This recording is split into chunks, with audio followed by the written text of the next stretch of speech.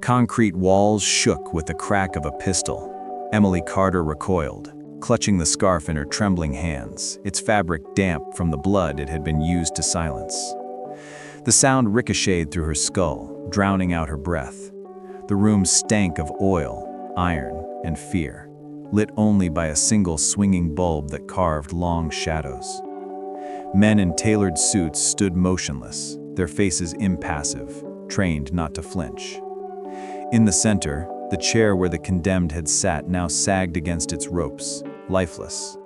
Emily's knees weakened, her pulse hammering with disbelief that she was here, part of this world. She pressed the scarf tighter to her chest, shame searing through her veins, knowing she had been forced into this moment. In that instant, she understood that her life had been split into two halves, the before and the after. Outside, the storm roared like a warning. Rainwater streaked down cracked windows as a chorus of engines shattered the silence. Headlights flared white against black asphalt, flooding the alley with artificial daylight. Tires hissed over puddles spraying arcs of filthy water. Doors swung open in unison, black-clad men pouring out with military precision. Their movements were sharp, practiced, drilled into muscle memory. They didn't shout, didn't hesitate. The order was unspoken, the hierarchy ingrained. Umbrellas shielded only one car door, where power was about to step onto the street. Emily felt the vibrations of boots striking pavement, each step a drumbeat of control. She hadn't called for police. She had dialed something older, something dangerous, something far more binding. The night was about to change forever, the engines drowning out her doubts, leaving only the certainty that she had summoned men who could decide her fate. Hours earlier, Murphy's diner had been her cage. The neon sign above the greasy windows sputtered weakly, buzzing against the October rain. Inside, tables bore the scars of decades, chrome edges dulled with use. Emily Carter tugged her stained apron loose, shoulders slumping under exhaustion. Emily drew her jacket tight and stepped into a night far crueler than she imagined. Emily turned down the narrow alley she had crossed hundreds of times, though it always felt like trespassing through danger's front yard. Graffiti scarred the brick walls, water dripping from rusted fire escapes into glistening puddles. Garbage bins lined the way, their metal sides dented and stinking. She kept her head low, quickening her stride, her breath a mist in the cold air. A faint echo of footsteps didn't belong to her, but she ignored it, telling herself it was rain playing tricks. Her nerves were thin, stretched from years of living paycheck to paycheck. Tonight felt no different, until she saw it. A shape slumped against the wall, too still to be a drunk, too deliberate in its collapse. Something about the angle, the sheen of wet fabric froze her. Emily stopped, her instincts torn between survival and curiosity. The shadows had offered her a choice. The man was dressed in a suit that belonged in skylit boardrooms, not this alley. His jacket clung heavy with rain, yet its cut spoke of wealth she had never touched. Shoes polished to glass gleamed even in the dim light, their shine refusing the filth pooling at his feet. His head lolled, black hair plastered across his forehead, his skin pale beneath the rain. Emily leaned closer, heart pounding against ribs that felt too small to contain it. His lips were tinged with blue, his breath shallow, uneven. She knelt, pressing her trembling fingers to his wrist. A faint pulse flickered, weak but present. Whoever he wasn't drunk. He was dying. Emily's chest tightened. She should keep walking, yet her hands searched his pockets, desperate for a clue. A leather wallet, thick with bills, slid out, but it was a single card that stopped her cold. The card was unlike anything she had touched before. Thick, heavy, black stock with edges trimmed in gold. Embossed in the center was a single phone number, no name, no address. On the back, scripted with elegance, the words, "In case of emergency." Her reflection shimmered faintly against its glossy surface, a distorted reminder of how far removed she was from this world. Her pulse quickened. Call or walk away? Her phone screen blurred under raindrops as she tapped the digits. Each ring deepened her regret. Then it stopped, a silence that pressed against her ear. and then a voice, deep, cold, commanding. It was the sound of authority she had never encountered, the kind that brooked no disobedience. In that instant, she realized she had opened a door not just to save a man, but to step into a place where survival meant obeying strangers. On the line, power arranged itself into syllables. Each word carried the weight of consequence, settling over Emily like a shroud. Instructions arrived with surgical clarity. Remain where she was, allow no interference, contact no one else. The command stripped her choices bare, reducing the world to rain, breath, and the frail rhythm beneath Ryan Hale's skin. The alley seemed to draw tighter, brick pressing inward, puddles brightening under distant sirens that would never turn this way. She slid her jacket over his chest, shielding what little warmth remained, counting inhales that dwindled and returned like a failing tide. Time stretched, became measurable in the burn of calves, the ache of knees on wet concrete, the echo of her own name in a future that would not forget this night. The call ended. The silence that followed wasn't empty. It was an arrival preparing to step in. Engines rose from the darkness with a certainty that made the alley feel suddenly small. Headlights speared rain into glittering threads, cutting bright wounds through the night. Doors popped in sequence, and men flowed out, suits moving like armor, hands empty but ready. The rhythm of their boots was the punctuation to an unwritten sentence. Umbrellas snapped open above a single passenger, a figure shielded not from weather, but from indignity. Emily kept her hands visible, palms wet, breath shallow, jacket clinging to Ryan's chest. The air shifted with cologne, gun oil, and ozone, the sense of a hierarchy that did not request permission. The men marked exits, measured distances, took the alley's pulse. The arrival was not a rescue in any familiar sense. It was a claiming. Ryan belonged to this machinery. For the first time, Emily understood she had dialed a number that owned the night. Charles Hale entered the alley like a verdict. Silver threaded his dark hair, rain striking his coat and sliding off as if the weather recognized its better. He knelt beside his son with a care that had no softness, fingers tracing pulse points, eyelids, breath, making calculations in silence. Around him, men turned into statues, whose stillness was a form of menace. His gaze found Emily, weighed her against possibilities she didn't know existed, and filed her somewhere private. The posture of his shoulders said the ground answered to him. Emily felt the old reflex of apology rise and die. There was nothing to apologize for, nothing she could claim as her own here. She had found a body and pulled a thread. The tapestry moving under her feet belonged to him. When he stood, the air itself seemed to step back, accommodating a man used to obedience. Dr. Samuel Brooks appeared from the second wave, face set into the calm of practiced emergencies. His bag unfolded into instruments that whispered competence, vials, syringes, sensors, unfamiliar monitors with private meanings. He drew blood with steady hands and measured breath with an ear tuned to failing things. The assessment formed without flourish. The poison had been designed to humiliate, not kill. Incapacitation calibrated to create fear without funeral. The choice had been intentional, tactical, the signature of an enemy who preferred leverage over endings. Emily listened, a bystander to a language spoken in consequence. The rain softened, becoming a thin veil between two lives. Ryan's pulse steadied under measured interventions, a machine's beep setting the rhythm.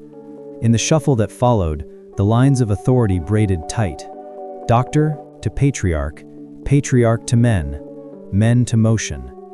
Emily remained on her knees, marked by knowledge that could not be returned. Departure organized itself with a precision that spared no gesture. Ryan was lifted as if fragile yet owned, his weight supported by hands trained to leave no bruise that mattered. Charles Hale's attention returned to Emily, not as gratitude usually arrives, but as a calculation balanced against risk. He acknowledged the act that altered the night, then set boundaries like razor wire. Forgetfulness was framed as survival, discretion as the only charity she would receive. The warning did not raise its voice. It pressed inward until it became a fact. Tires whispered away, taillights smeared red against wet asphalt, and the alley was suddenly a stage after the troupe had left, props abandoned to silence. Emily stood with knees stiff and jackets soaked, shivering under a story that had used her for a single page. The thanks lingered like perfume. The threat remained like a bruise. Both would last. Morning brought fluorescent light and the hum of a refrigerator compressing air into indifference. Emily slid into the rhythm of coffee refills and cracked vinyl seats, hands performing muscle memory rituals that kindness could not interrupt. Murphy's diner wore fatigue like a uniform. Smeared ketchup bottles, a jukebox that skipped, a corner booth with a permanent tear. Megan Price joked across the pass, mistaking shadows under Emily's eyes for ordinary exhaustion. Walter Briggs counted receipts with the gravity of a man negotiating with failure. Emily worked faster than necessary, trying to outrun a memory that kept pace. Each clink of plates sounded like a door shutting on last night, yet nothing closed. Tips gathered in a jar that looked emptier than usual. Outside, the rain had cleaned nothing. The city kept its stains. By noon, Emily almost believed the alley was a dream, until the world delivered its correction. He appeared as if the diner had been waiting for him. Ryan Hale, restored to color and calculation, seated at a booth that immediately looked too small. Sunlight caught on glass and stainless steel, turning the room's flaws into a theater of reflections. Emily noted the effortless fit of his suit, the quiet health in his posture, the absence of weakness that had terrified her. Power in daylight was different, less dramatic, more absolute. Customers' conversations faltered, then gathered again with new edges. The staff's glances became tiny orbits around an obvious center of gravity. Emily approached with practiced neutrality, a mask honed by years of service economies. The earlier night rearranged itself behind her ribs, reminding her that this was not coincidence, but continuation. The booth, the menu, the coaster beneath his glass. Objects became markers on a board she did not control. The visit was not social. It was an escalation. Time adjusted to his convenience. Schedules, usually fixed like nails, bent. A break surfaced precisely when he wanted it, approved by Walter with a shrug that admitted he had never had a choice. The food arrived faster than the kitchen could justify, the coffee hotter than the machines typically managed. Emily sat opposite Ryan while the diner hummed with heightened attention, pretending to be casual. Wealth expressed itself not with noise, but with the silence of doors opening without visible hands.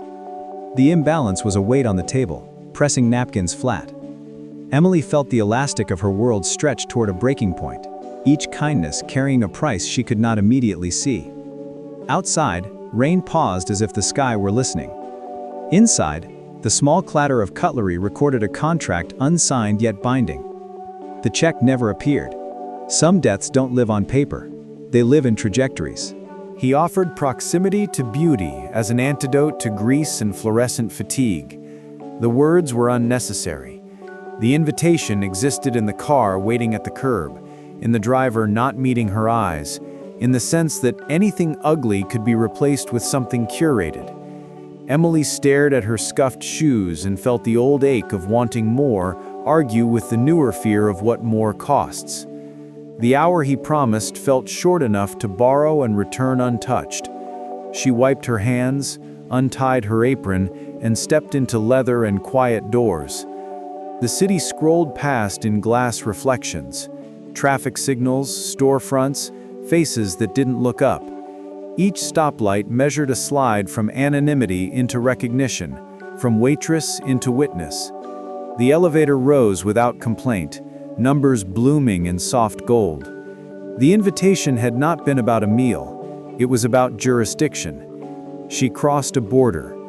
The house received her like a museum tolerating a field trip. Marble floors, mirrored chandeliers, their frost of light catching on edges cut for admiration, not comfort. Paintings observed without blinking, the weight of their frames rivaling the stories they depicted. Emily's reflection trailed her in glossy surfaces, multiplying her in ways that emphasized lack rather than presence. Staff moved with the quiet speed of people whose errors carried consequences out of proportion to cause. Charles Hale appeared only long enough to let scrutiny do what words could not: classify, measure, assess for contamination. Emily's throat dried under air that smelled of polish and restraint. A glass was placed in her hand before she knew she wanted it, condensation rolling down like a clock she could not read.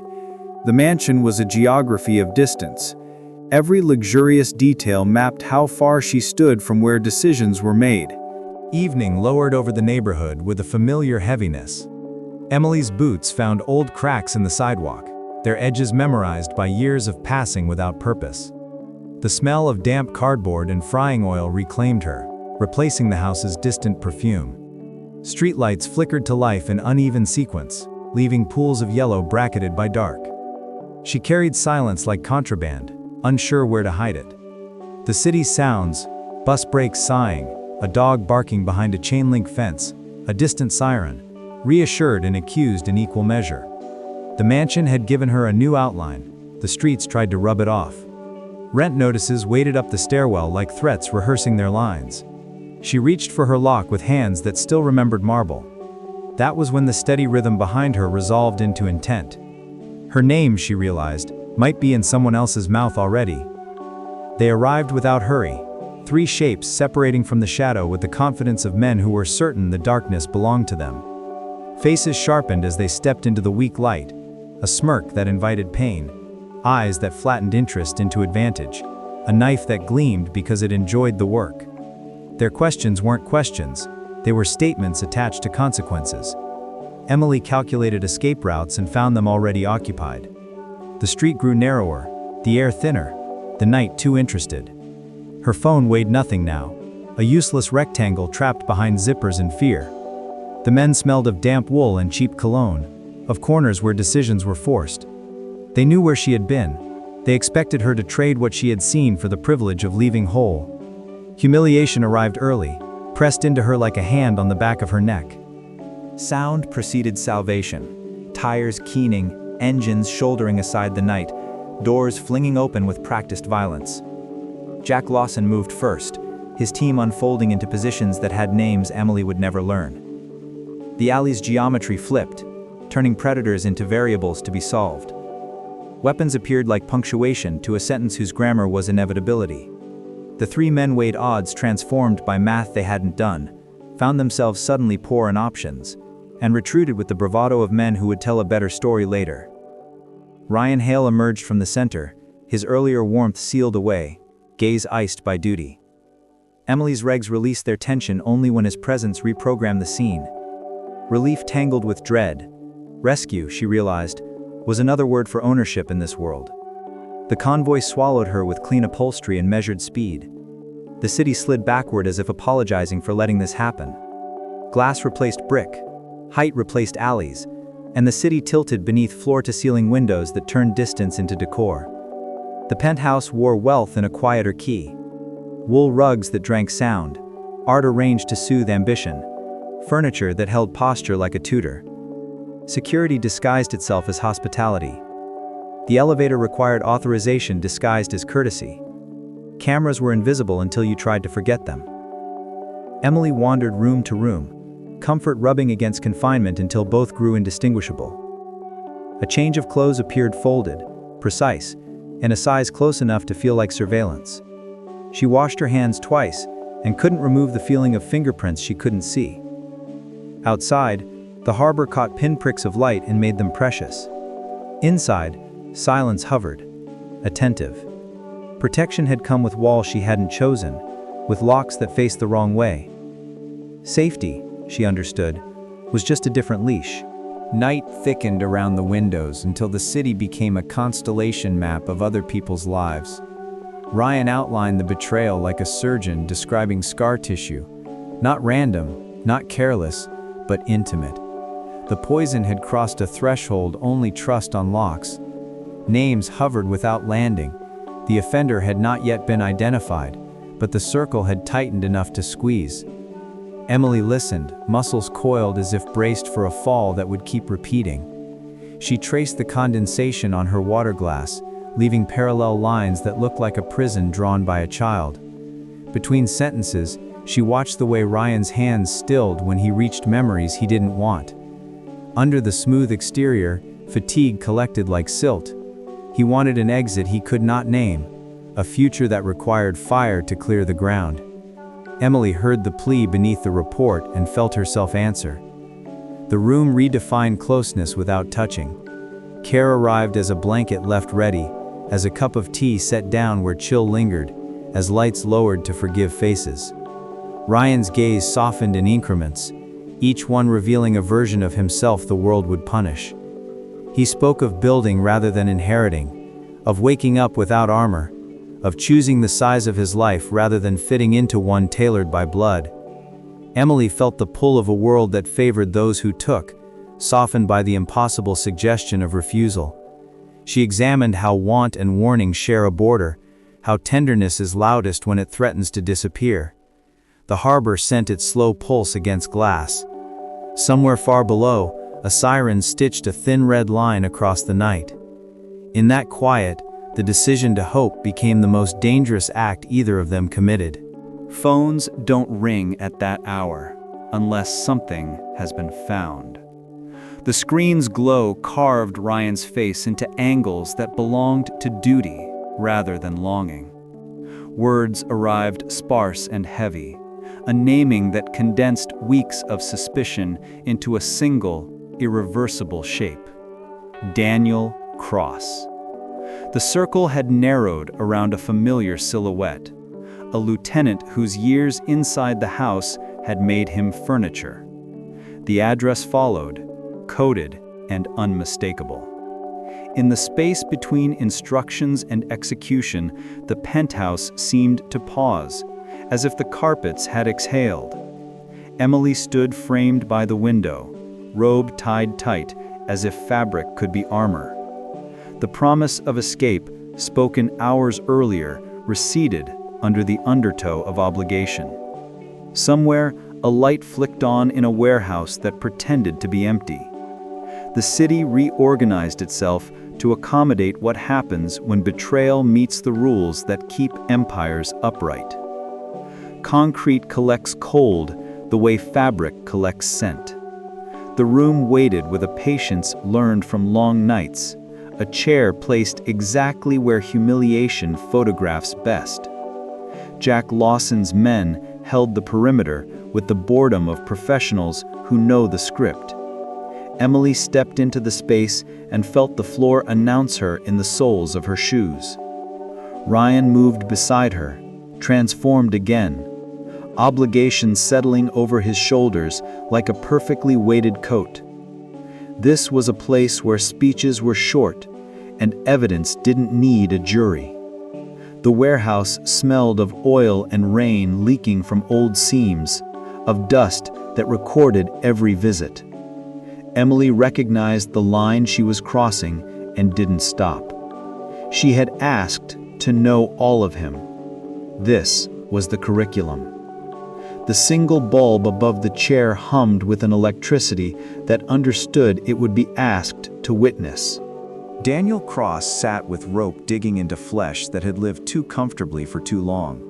His face carried the bruises of transport rather than interrogation, as if someone had decided the facts themselves were injury enough. Years of loyalty clung to him like a coat gone out of fashion, insufficient against a wind that changed direction overnight. He did not beg. He occupied silence the way experienced men occupy rooms, drawing dignity from posture and memory. Emily studied the man who had passed salt at dinners where laughter covered business, who had stood near doorways where decisions changed street maps. He looked less like a monster and more like a man who had edited himself into a future that did not want him. The room tightened around that contradiction. Betrayal, she realized, rarely wore horns. It wore habits and a calendar full of birthdays remembered. Judgment arrived without flourish. Charles Hale stood where echo carried best and spoke with the finality of gravity. The case had been assembled elsewhere, piece by piece. Meetings taken, messages routed, poison moved in containers that looked like hospitality. There was no ritual, only order. A scarf was requested, practical and cruel. Emily felt her stomach lurch as fabric left her hands to become an instrument.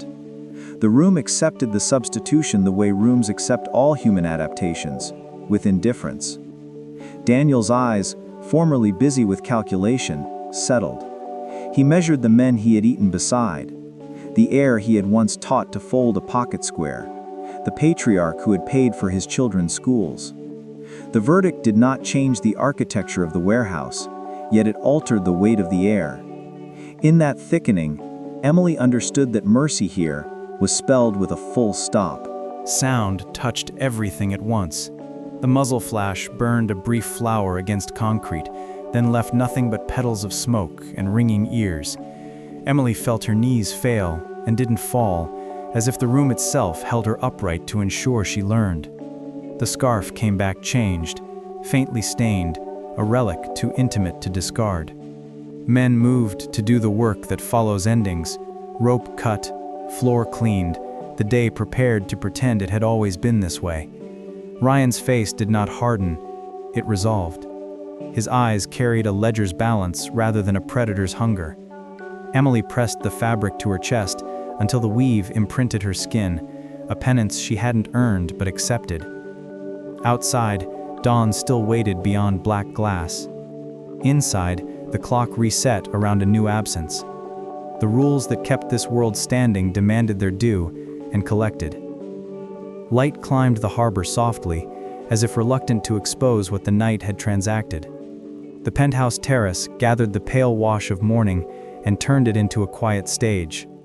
Ryan's shoulders rounded for the first time in hours, exhaustion slipping past defenses that had held since childhood. Emily stood beside him, naming truths without words. Love within this machinery required the suppression of parts the world would call essential. Tenderness had to step carefully around rituals of power. The glass balustrade cooled her palms. Boats below cut confident paths that suggested lives lived without ambush. The city exhaled a measured breath. Emily felt the weight of choices looming like weather. She regarded the man who had carried violence as if it were a family heirloom and recognized the bruise it left even when carefully held.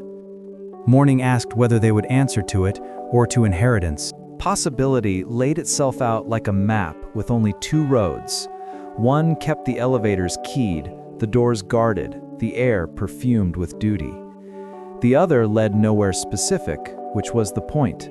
A town where winter bit modestly, where names were anonymous, where work left tired rather than hunted. Ryan gathered that second road into words and set them between them like a small fire in the cold. Emily let its warmth reach her fingers and then tested for burn. The arithmetic refused to settle. Fathers do not retire at gunpoint. Empires do not hand out severance. Leaving would cost more than money. Staying would cost more than self. She felt the shape of a life shrinking to something livable and wondered if that was mercy or surrender. The offer remained, unadorned, fragile. Outside, sunlight finally reached the water and turned everything briefly to silver. Choice declared itself not with argument, but with movement. Emily's hand found Ryan's, tracing calluses earned in a gilded world that rarely required labor. The city brightened by degrees, a dimmer turned toward day. She stepped into him and then with him, sealing an intention in the oldest language two people share. The kiss carried no rescue, only recognition. When it ended, the terrace seemed larger, the distance to the door shorter, the future closer and more treacherous. They turned as one toward a path neither could guarantee. Behind them, the penthouse held its breath like a witness. Ahead, a life waited that would demand cowardice or courage, likely both.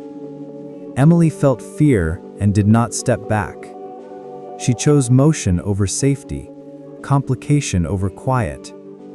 The harbor answered with a slow gleam, and the day began, imperfect and alive, as if they had invented it.